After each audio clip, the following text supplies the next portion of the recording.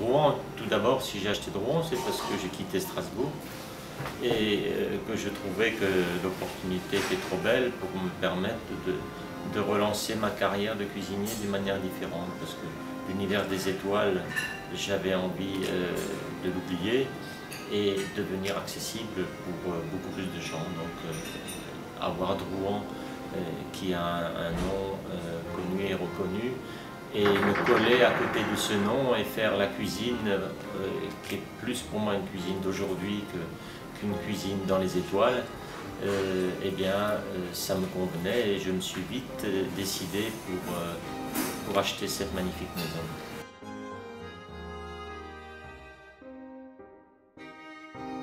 Oui, je sais que Charles Drouon est alsacien, enfin je l'ai su par après. J'ai même su par après qu'il était lointainement en famille du côté de ma mère.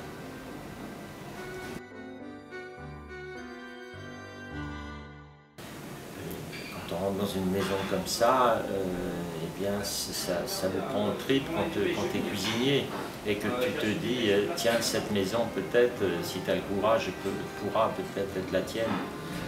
Donc c'est vrai que c'est très fort comme sentiment. Et quand j'ai fait le tour de la maison, des cuisines, quand j'ai vu l'outil de travail, eh bien je n'avais qu'une envie, c'était de mettre le tablier, de passer au fourneau et de la faire mienne le plus vite possible. J'aime lire, oui, j'aime dévorer les bouquins, sauf que j'ai un métier qui est très prenant et souvent du matin au soir, eh bien, on passe de nombreuses heures, on est un peu fatigué. Alors la priorité de ma lecture tous les jours, c'est les quotidiens, donc ça c'est de l'information. Et puis ensuite, quand j'ai le temps, les vacances ou d'autres moments pour prendre un bouquin, ben, je le fais avec un énorme plaisir.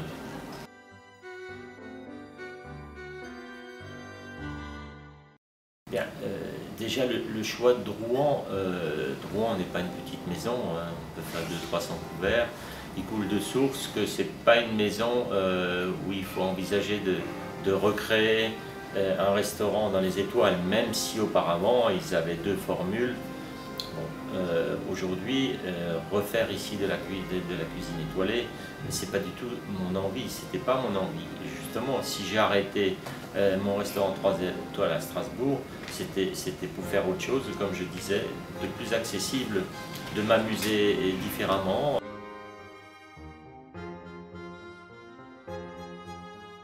Si vous voulez l'historique, le Burizel, pour moi, c'était la tête dans les étoiles. Quand j'en avais une, je préparais la deuxième. Quand j'en avais la deux, je souhaitais la troisième. Donc je l'ai eu. J'étais immergé dans cet univers pendant, je sais pas, 15-16 ans, de 3 étoiles, avant 2 et 1 étoile, donc c'est beaucoup.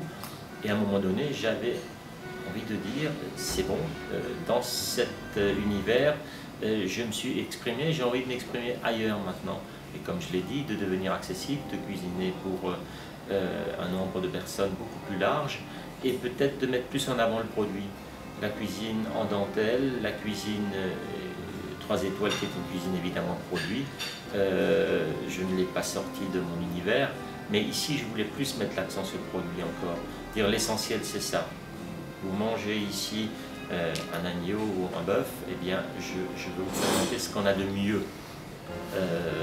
Pareil au niveau des légumes, au niveau des poissons, et ensuite avec des accompagnements évidemment réfléchis.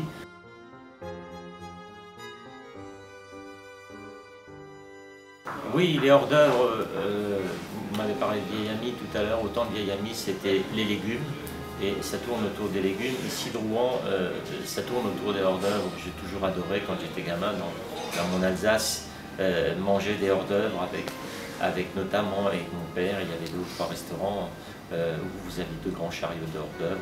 Eh bien j'avais envie de réactualiser ça, de le mettre au goût du jour différemment.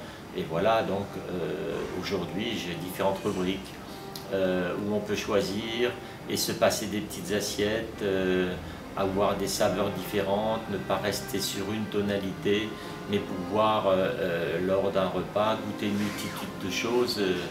Et donc quand je parlais de rigolo tout à l'heure, cuisine rigolote, pour moi c'est, on ne se prend pas au sérieux, allez, on vit une expérience.